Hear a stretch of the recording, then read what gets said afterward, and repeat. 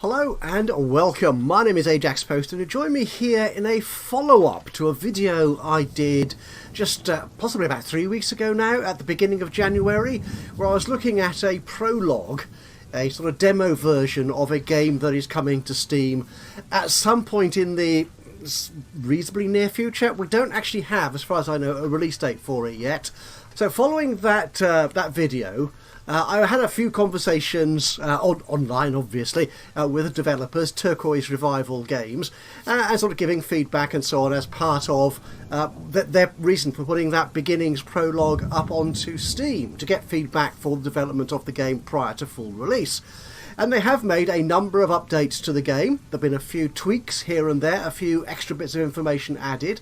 You'll notice that the user interface here is somewhat more streamlined than it was before. So I think it's a little bit more intuitive in a sense. I mean, everything is still pretty much looking the same, but there's a slightly better organisation to it, to be fair. This is a continuation of a game I started in the prologue. But yes, before I get into that, I should say, of course, a big thank you to the guys at Turquoise Revival Games, because following that conversation they asked if I would like a key to the full game as it stands at the moment, to offer some more feedback and insight into how I think it's going, and also perhaps to let you have a view at more of the game than the 5 levels that the demo, the beginnings version, offered, to get more feedback from you, the people who watch my channel. So yeah, if you want to get involved in the conversation, obviously go to the game's Steam page or their Discord server, links for which are both in the description below. Anyway, what I thought I would do is I will look at this in a bit more detail. I spent a fair amount of time with it, to be honest, and offer some more opinions and views about the game, and also give you a better and clearer view perhaps of the progression from the early stages of the game. So this is a factory which looks quite different to the one I started in the beginnings video. It's the same building. I've just rearranged and got a lot more equipment in here. A couple of things I want to head off first before we get into this. They have changed a number of things that really annoyed the heck out of me.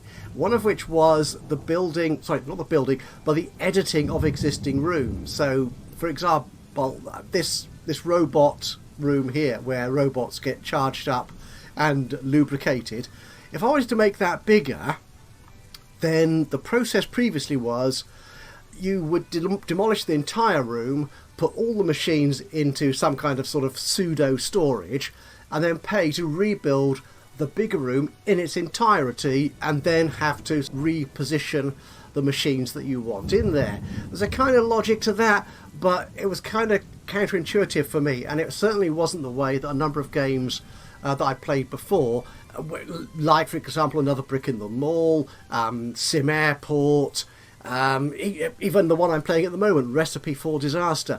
They let you build onto an existing room without being charged for rebuilding the entire space.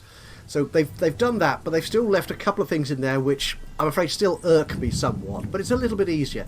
So I'll show you how this works now. If I get rid of this zone here, this is my export zone. We'll cover more of this in detail shortly. So if I go into Edit Demolish Tool, I can edit the room. I can edit this one. I can indeed. So as it says, it deletes the zones in the room. There weren't any, to be honest, and it turns the machines into boxes. So it sort of puts them into a sort of storage mode, like that. Now, what would happen before is if I did that, then I'd be asked to pay not 600 for the extra space, but the whole of that room, which would be, well, I don't know, a good deal more, 2,000 or something. So that annoyed me. But they've improved this now, so you only do get the charge for the extra space you add in.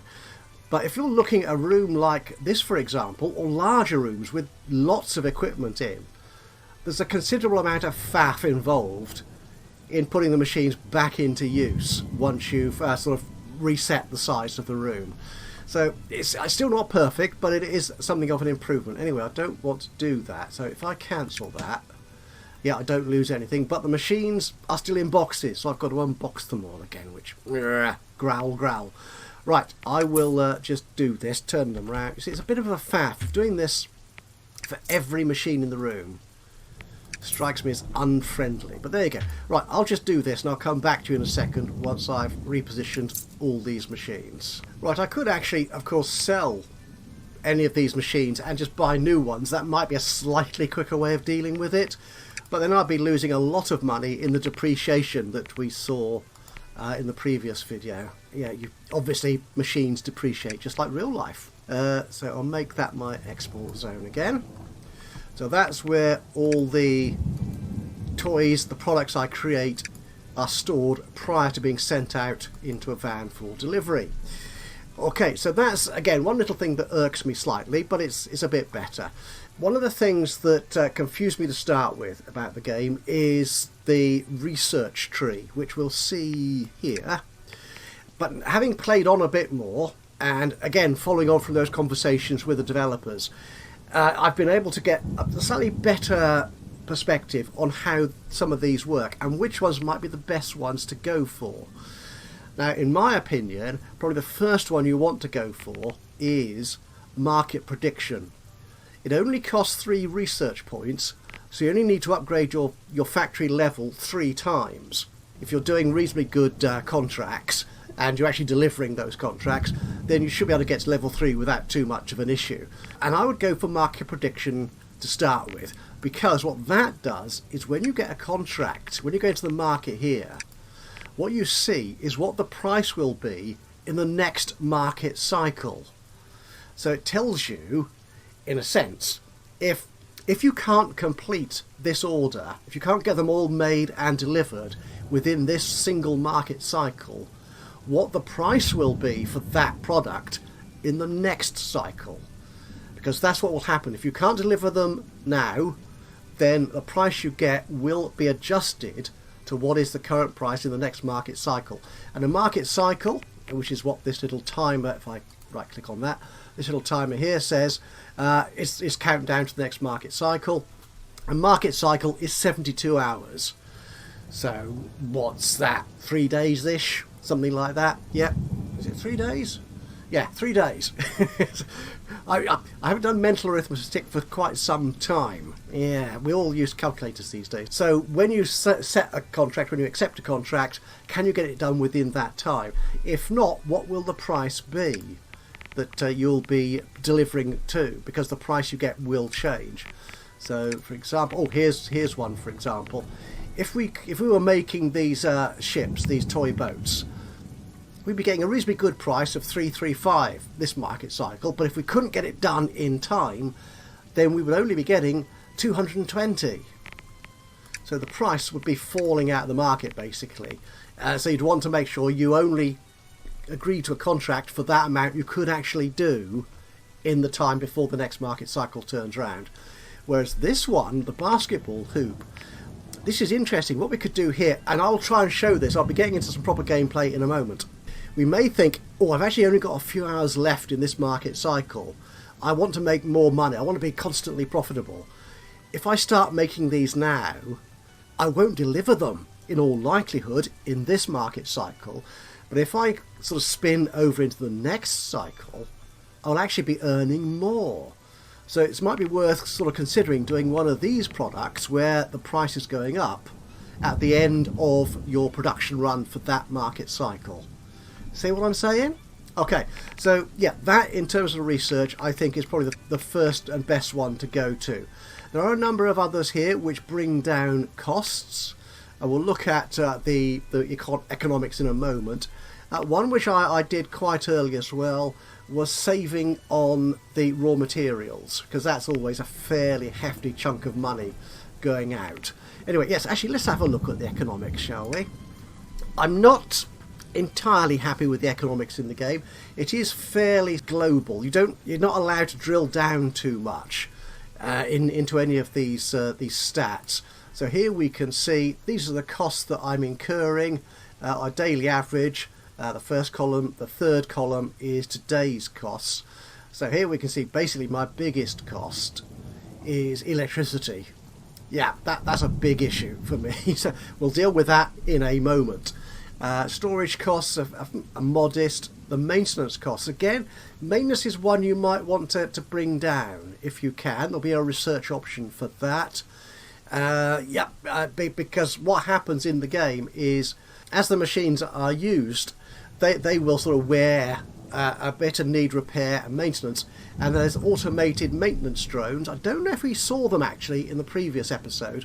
There are maintenance drones that come along and fix them automatically, and that's all bundled, that's the wrong thing, into these maintenance costs. The building cost here is one I got confused about quite early on. That's kind of a rent, a property tax, if you will, on the whole building. So depending on how many buildings you have, you can buy other buildings, as we will try and see later in this video. You'll get it's a kind of fixed charge on that. But what you can't do is go and break down exactly what each machine is costing you in terms of its actual maintenance costs or its electricity costs. So it's difficult to judge which of these machines you actually want to keep running all the time. Yeah. So again, I would like more detail on that. You can do a research into detailed economics, which is the accountant. That's it. You see detailed stats, what it actually means if you go into the help. And I do like this. I'm very much approving of this. Is a good amount of online or in-game help. It's not online, it's actually in the game. So if we go to the economics and statistics here, this tells you what each of those items on the economics tab tells you. So the building costs is spent on your building depends on the total indoor area of each building. So kind of, as I said, a property tax, a rent, if you will. The detailed stats is basically the same data but just per building. Again, that might be useful. I've not actually at this point got into a second building, so I'm not sure, but yeah, it might help identify which building is most profitable or least profitable, or which you need to. We shall see if we carry on that far into the game. But to be honest, I would like more detail. I'd like a more granular breakdown of all the costs. Anyway, enough kind of waffling. How much time have we got? I've only got 2 hours left in this market cycle, so we'll just leave everyone as they are.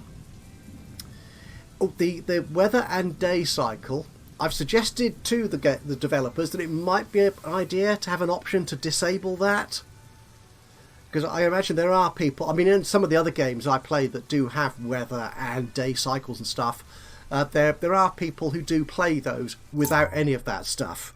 So they just like it to be a nice bright sunny day all day long and play it like that. I mean, I like the fact that it has sustainability things going on. We'll look at that in a second, as well as the weather and the day cycle. It adds sort of a degree of immersion and reality to the game, but you know, some people might not play it like that.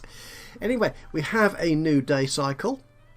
I'm currently on factory level 17. I've only got 24,000 in the bank. This is one of the things I have something of an issue with, is that early in the game you can't make a great deal. All the machines are quite expensive. The building rooms is quite expensive, and yet you're being offered really big, complicated products, toys. They're all toys to manufacture, which you simply can't afford to buy the machines for. Whereas it would be nice if it just gave you a steadier progression of things to build, so you could sort of build up that difficulty level as you went through. So I think if this one, for example, this steering wheel, I mean it's only one out of a dozen or so offered. It requires coding machines and electronic testing. That's an advanced machine, and that requires a research option way down the line. You're not going to have or be able to afford those sort of machines straight off. And the buckets, they're a nice thing to produce, aren't they? But they require so many more machines. I think there's a slight issue of balance here, to be honest, in the early game. But again, that may just be the way I play it. So what are we looking at here? We have these specials, which are time-dependent contracts. You've got to produce this amount within this amount of time, and you'll get that reward. They may not always be the most profitable, but they do play into something which we'll look at right now, and that's the milestones. The milestones are kind of in-game achievements or objectives. And what these do, if you can meet these, you'll get extra XP, which can be quite handy in the earlier game, especially, and actually probably more in the mid, so early to mid game, I would suggest, because obviously the gap going from one factory level like 17 to 18 to 19 to 20 becomes larger as time goes on. So what you want to do is bump up that to make sure you get those points to grow your factory and get to a higher factory level by perhaps completing some of these milestones. And you notice one here. If you complete 15 special orders, I've done 9 so far in this save game, you'll get another 1500 XP, which would actually be very handy because that would take me, I think, over the limit I need, over the target I need for factory level 18. The one that I'm looking at, which I achieved without realising it, was on this master. Is it the master level? I think it is, isn't it? Something like that. Anyway, yeah, this one, deliver 1,000 products. So it can be quite handy to complete a number of contracts for a larger number of toys. So you can sort of get to this 1,000 products as quickly as you can, because that gives you 10,000 XP. And I plan to do that very shortly, because we are currently standing at 942. So that will bump me up the levels significantly, which will be really, really good. Anyway, let's have a look at our market, what's available to us today. This is entirely random. The new products added to this list are random. There are some here like this horse, this wooden horse. When this market cycle is over, this one I think will disappear from the market entirely and be replaced by something else at random. And I think it's that level of randomness that slightly frustrates me. But anyway, what can we do here? Oh, the duckies are good. That'll give me only 41 units of that. That gives me 186 as a price. The toy boats we can do, but that's only 220. The cuddly toy, the plush bear, 173. Ooh, you're better, but you're going to be able to mark it soon. But I could do you. You're a level 2, so you won't take too much effort to achieve. That could be good. We can do this one, and that's 475. Now, the issue here is that because this requires a more complex production chain and more raw materials, it can be a little bit more difficult to get the profit on this one. So what I've tended to do on things where I'm not quite sure which product will bring me the most profit, I will plan them out and see what the bottom line figures are going to be. Now, before I do that, let me introduce a new feature into the game, which I asked for in the beginnings prologue video, which you did, say, about 3 weeks ago. It is already in the game. It's just I hadn't spotted it in the menu of machines. But I watched another YouTuber doing a video again on the old prologue, the beginnings video, and he was using this, and I thought, oh, that's how you do it. Can you have multiples of one machine? Like I've got these plastic injection machines. I've got 3 of them. It'd be nice if the work for a project could be split between all 3 and get the work done that much more quickly. And you do that by installing a connector machine. So this connector here, if I go out a bit, there you go, hover over that one, that is actually connecting those 2 machines here. That one is connecting the 3 injection machines, that one the 3 plastic painters, and that one connecting 2 metal forgy things, whatever they are. Okay, so they are in the machines menu, and they are these connectors. They cost you 200 a piece. I don't need any more. And they will... I didn't want to do that. I want to just hover over it. They will require 5 electricity, and they will give you a -5 sustainability loss on that. I'll cover that in a moment if I remember correctly. Okay, so having bought those, how do you set them up? Well, as it happens, I made this room here bigger, but I didn't reconnect my connectors, so I'll do that now to show you how it works. So I want to link this connector. If I hold the shift key down, I can do more than one at a time. And that now, right click, connects that connector to those two sewing tables. So I can either put an individual sewing table into the plan, or I can say for this project I'll use both. So the robots will use whichever one is free and hopefully get the job done that much more quickly. And this one we'll link up to these stuffing machines. Shift, shift, and you're done.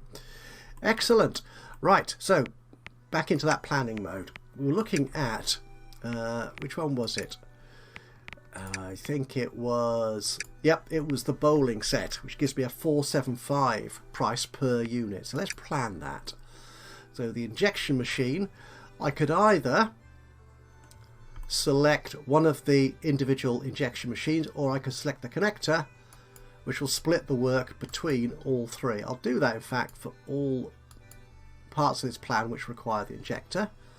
It also requires a plastic extruder, which I've placed up there, and also a thermoforming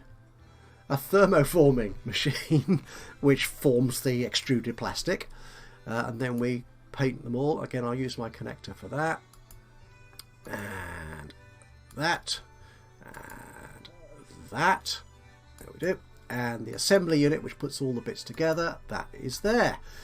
Okay, now I have been gradually increasing my durability and health values here. Again, we discussed this in the earlier video, and that improves the quality of the end product basically, but obviously at a cost. The raw materials cost a bit more if you go for a higher quality, but there are a number of products on the market. These will be flagged by this little circle in the corner here that has requirements, where everything has to be made with a 75, sorry, no, it's these two numbers at the top, the 80. Is one of these got the 2 on? Yeah, this one here. So both the health and the durability need to be at 80 for you to accept this contract. Again, this is another little gripe I've got with the game. It's taking that figure from your current and your established health and durability figures. I thought to myself it might be nicer is if I could accept that contract and plan it, but only if I selected raw materials of the required minimum requirements here. So if I took that contract on, I couldn't select the 75 or lower values for the health and durability. But that's not the way it works at the moment. So what I'm doing here is I'm gradually increasing my health and durability, you see here at the bottom right. So by doing more jobs with higher values, that will gradually increase. The trouble is, after a while, it does take quite some time to increase. But yeah, that's it. So anyway, this particular job, I could do 22 of these. 22. Okay, that would take me something like just over 2.5 days. And I'd get over 7,500 in profit. Okay. These figures here in the estimates, the OT time, this again is explained sort of in the help, is how long it will take to operate all the machines for this job. Yep, so that doesn't include necessarily the delivery of the raw materials and those sort of other bits and pieces like the robots having to be re-lubed or re-energized or running around the factory. That's the machine operation time. The work time here is supposed to be the total time. Let's have a look at the help, shall we? Planning. Where is it? There it is. The work time, it describes as the total amount of time required to perform all operations on the machines, which is kind of what the OT is. It sounds very, very similar. But that one says 18 days. What? It is never anything like that figure. So either the calculations in the game are balked, or that is telling me something that I don't understand.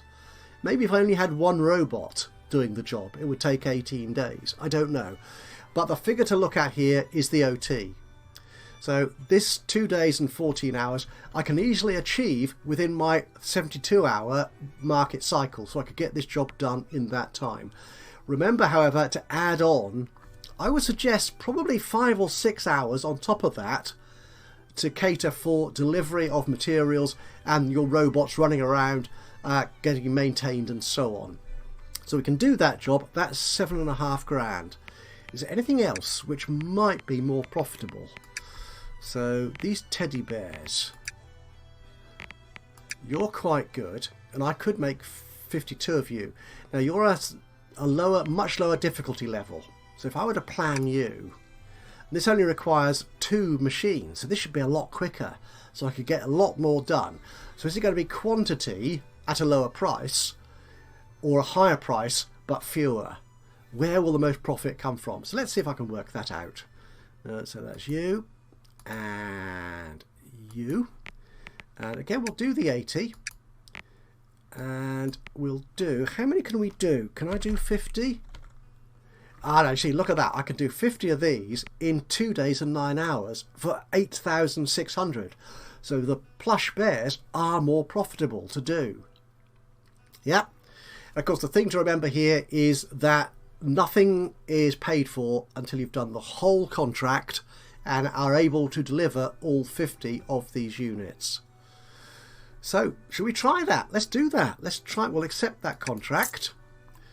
Now, I'm not sure if 50 will fit in this export zone, to be honest. So what I'm going to do is I'm going to create another small export zone down here in this space.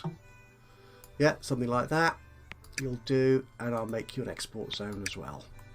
Okay, so here they are, doing the job very nicely. I'll get it running at 10 times speed.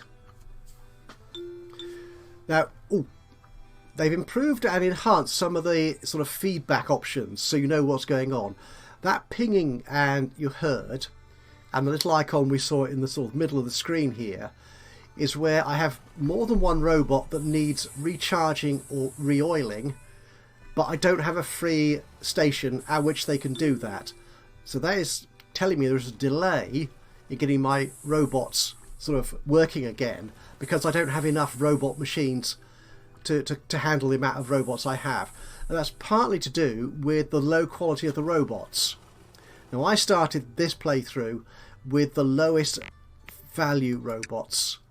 I started at sort of 100, so they required refueling and re-energizing very frequently and were quite slow at the job they did. But over time, they gained skills, as we've seen before. And again, this is one thing that they've improved in the interface, is this is telling me I have one robot that has skill points to assign. I can actually just click on that, and it takes me into my robots tab. So Lisa, as you can see, I've been playing this game for quite some time, so I can increase all their characteristics, and that increases their value as well. So if I was a bit short of funds, I could sell a robot, and I could sell Lisa, for example, and get 3.5 grand for her. Yeah, assuming that robots have gender, of course. Again, a lovely little thing I would like to be able to do here is change the names of my robots and their colours. In fact, I don't think I'll use colours for any of the robots in this playthrough, but it would be nice if we could sort of personalise them somewhat as we play through.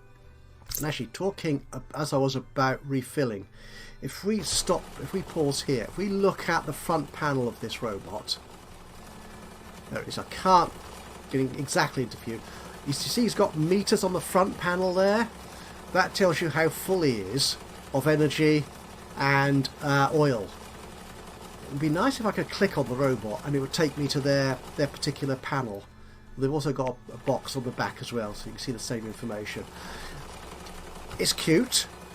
I'm not sure it's terribly helpful or useful in the running of a game, because you'll tend to, certainly in the earlier game, if not throughout, play at very high speeds, like 3 or 4 times. Well, this is 10 times. I press 4. That's a 4th level speed.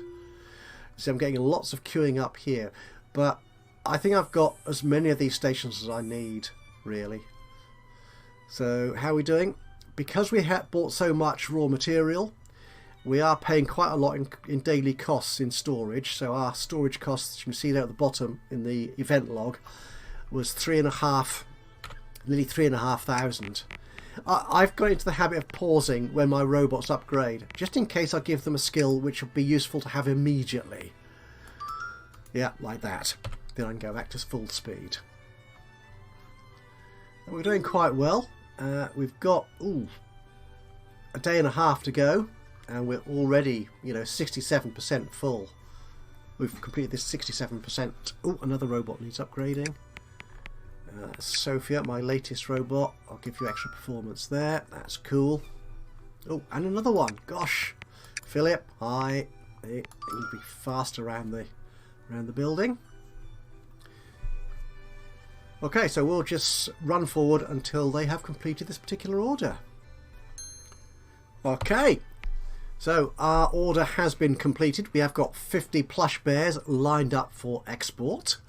So I just need to click this and the delivery truck will turn up to take them all away. Oh, did you just see that drone flying off? Not sure if you did, but I'm sure we'll see one again in a moment.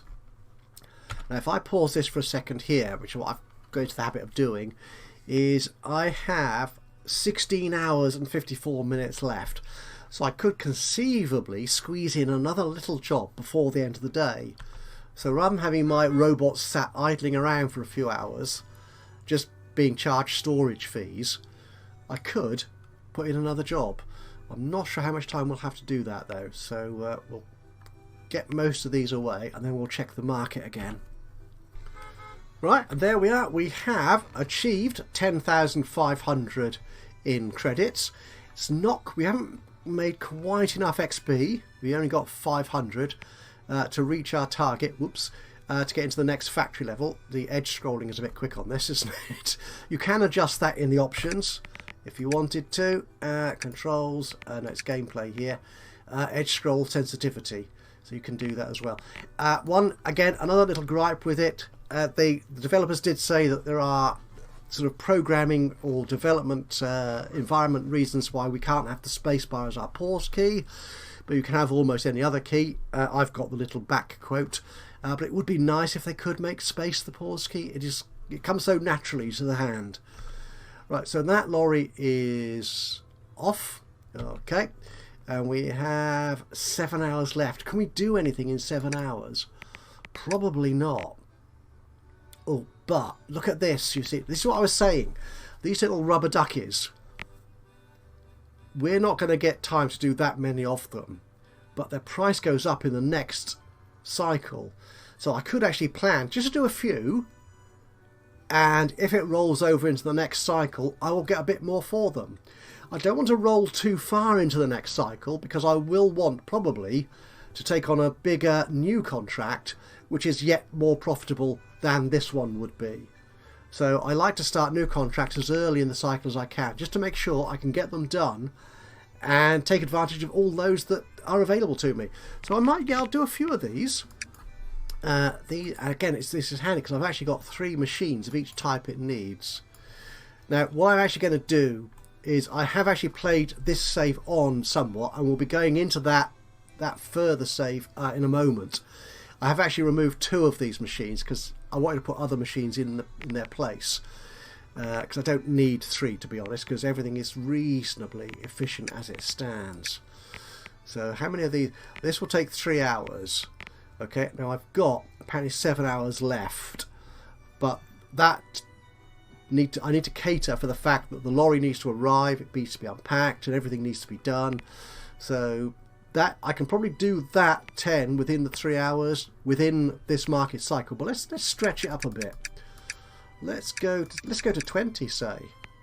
Yeah, this will definitely go into the next cycle, so I will actually get paid more than I expect from this contract. So let's execute you. You see the lorry does take a while to turn up. Here he goes in the storage, and we're down now to 4 hours. But because it's a very simple 2-stage production, I can get the job done quite quickly. And one of the things they did in one of the latest updates to the game was they added information here to the contract panel to show you how many you've produced out of a requirement, so 8 out of the 20, and also how much you're going to get paid. Now I didn't notice, but that just went up from whatever it was before to 4,120. So you can see immediately here what payment is going to be coming into your bank balance. We have a new contract period, sorry, a new market period, market cycle. So what I could do is I could look here in the contracts now, see what is particularly attractive to do. Special orders. You see, there's no way I'm going to do that.